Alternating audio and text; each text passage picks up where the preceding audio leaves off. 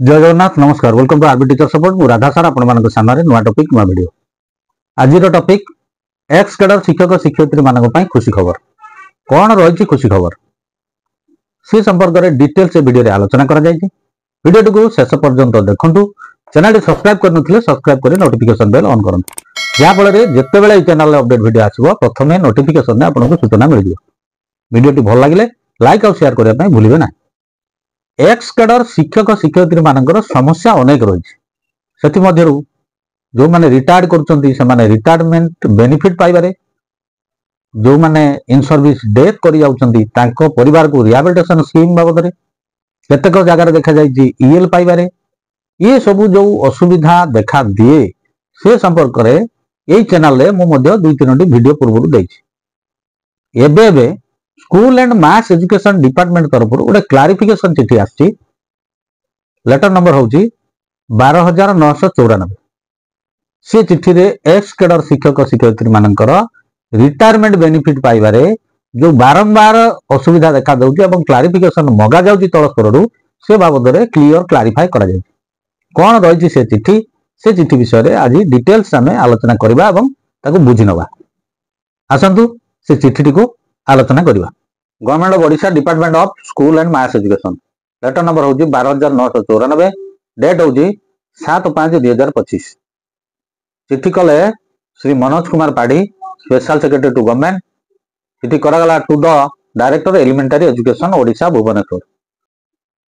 Subject रहा extension of gratuity and other benefits in favour of level 5 assistant teacher ex cadre level 5 assistant teacher ex cadre मानकर gratuity एवं other benefit संपर्क में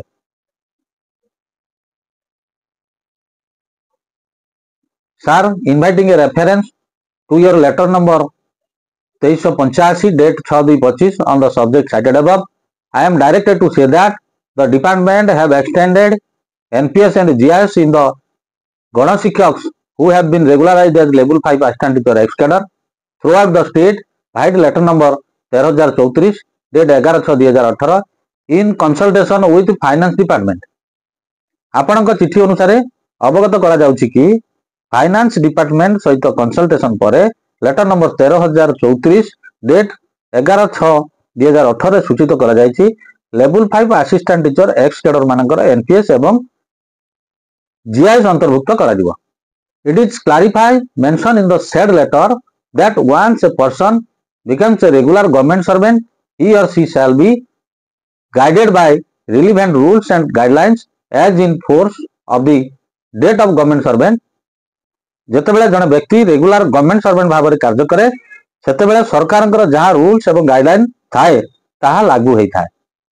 as the Ganashikshak have been regularised to level 5 assistant teacher ex cadre the benefits as applicable to a regular employee of the state government may be extended to them except promotion. जेतेबेले गणशिक्षक माननकु regular करागला level 5 assistant teacher ex cadre हिसाब रे सेमानंकु मध्य अन्य राज्य सरकारी कर्मचारी भली प्रमोशन को छाड़ी अन्य समस्त सरकारी सुविधा मिलिबो।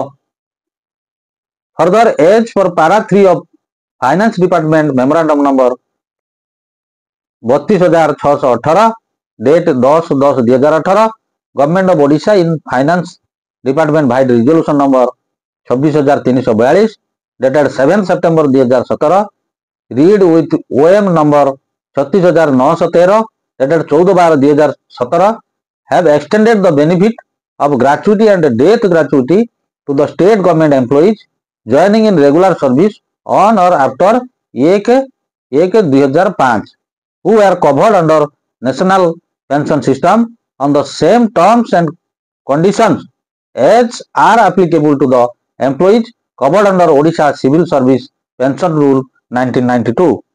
Finance department memorandum number 23,618 date 10/10/2018 resolution number 26,342 7/9/2017 एवं ओएम नंबर 36,913 डेट 14/12/2017 अनुसार स्पष्ट करा जायछि जे कर्मचारी माने 1/1/2025 परे नियुक्ति पाइछन्ति सेमाने एनपीएस परिसरभुक्त हेबे।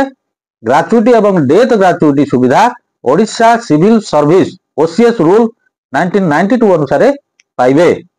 It is therefore clarified that since the Gana Shikshakas have been regularized as level 5 assistant teacher X cadre and they have already been covered under NPS.